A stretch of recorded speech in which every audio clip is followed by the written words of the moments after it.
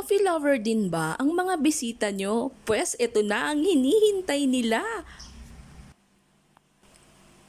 Ito nga pala ang ginamit ko guys, sachet ng kape, condensed milk, chocolate powder at ang ating molder. Syempre wag din nating kakalimutan ang ating jelly white na unflavored. Nilagay ko na nga pala sa pan ang sachet ng kape. Nilagyan ko rin siya ng tubig na 3 cups lang at hinalo ko ito hanggang sa madissolve. At nang madissolve na ng bahagya, inilagay ko na ang unflavored gelatin natin. At pagkatapos ng powder natin, inilagay ko na rin naman ang condensed milk, pero guys kalahating lata lang ha para hindi sobrang tamis. At itinuloy ko na rin ang paghahalo. Take note guys, wala pa yung apoy ha, nandyan pa lang tayo sa pan. Saka ko lang siya isinalang nung na-dissolve na natin ang mga buo-buong powder. At saka natin haluin para hindi agad siya magdikit-dikit. Alam nyo naman ang gelatin guys, mahanginan lang yan ng kaunti ay naku namumuo-muo na. Saka ko nga pala inilagay ang ating dinisolve na powdered milk.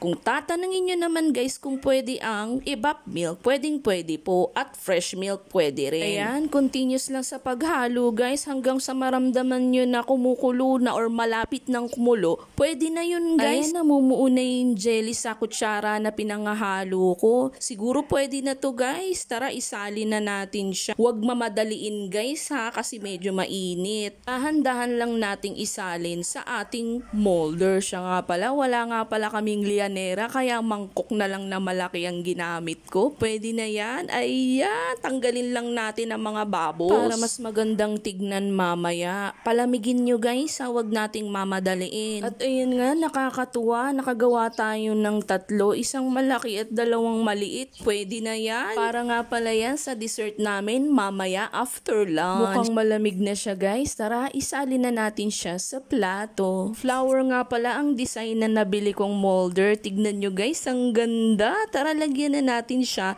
ng chocolate powder. Parang feeling ko sa nagawa kong ito, gusto ko ulit-ulitin na lang. Ayan, tignan nyo guys. Napakasarap ng toppings natin para pampaganda ba at pandagdag lasa. Tcharan! Ito na ang inihintay natin. Tikman na ang napakasarap na coffee jelly flan ni Aling Wilma. Oh yeah!